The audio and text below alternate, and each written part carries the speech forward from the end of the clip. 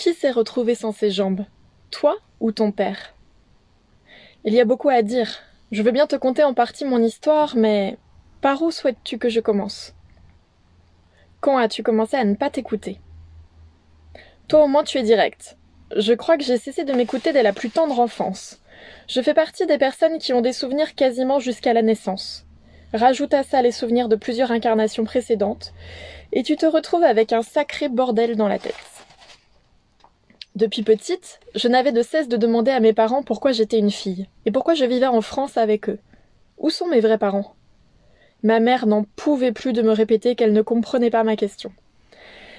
Elle me jurait être ma vraie mère, et, selon elle, j'avais toujours été une fille. Je l'agaçais. Mais à l'intérieur de moi, quelque chose me turlupinait. Ce corps que je voyais dans la glace me paraissait complètement étranger. Je passais des heures, face au grand miroir de ma chambre, à essayer de voir derrière mes yeux, au plus profond de mon âme, pour découvrir qui j'étais.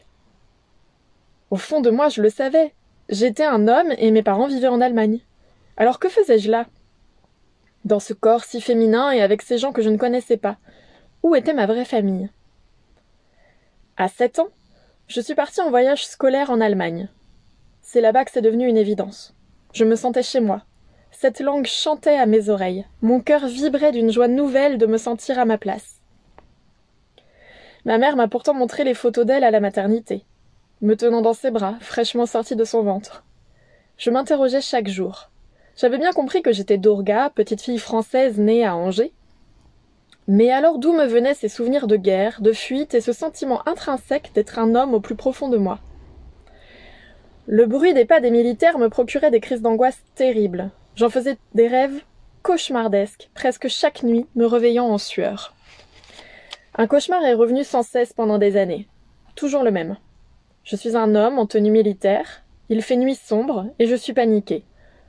Je sens qu'on me cherche, et si on me trouve, je serai exécutée.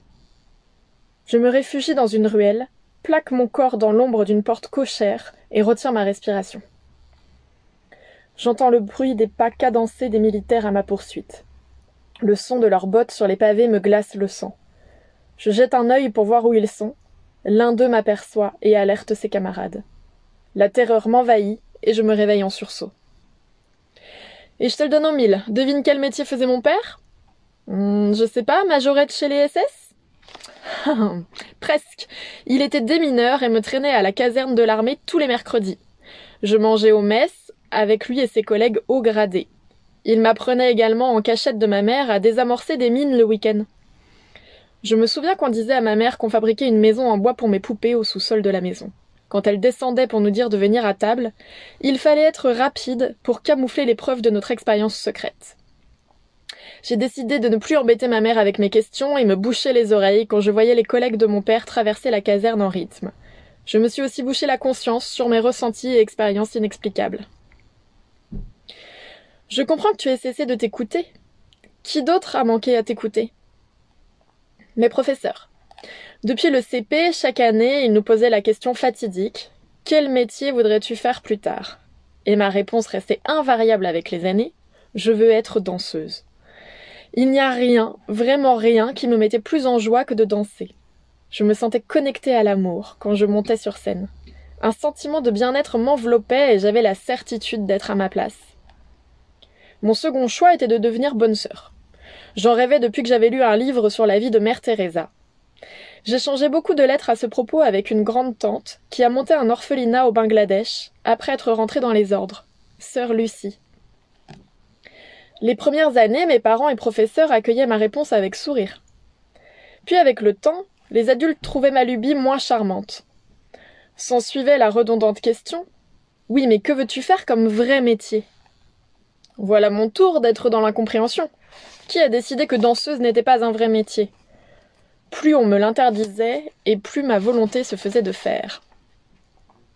Les quelques fois où j'essayais de les contenter en leur citant un vrai métier, leur consternation était au summum lorsqu'ils m'entendaient dire astronaute ou pilote de chasse. Mais enfin, Durga, pour ces métiers, il faut être bon en maths, avoir une vue extraordinaire, et puis ce sont des métiers d'hommes.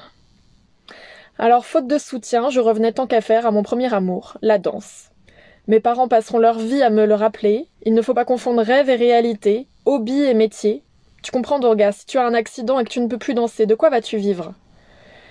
C'est de cette façon qu'ils ont commencé à nourrir la rage qui grandissait en moi. Si personne ne croyait en moi, alors j'allais le faire moi-même. J'allais leur prouver à tous qu'ils avaient tort. En faisant ça, ma passion pour la danse, qui était source de joie, est devenue un acte de rébellion envers ce système et cette caste parentale. Aussi, s'est ajouté le fait que je parle de choses totalement incongrues pour mes parents.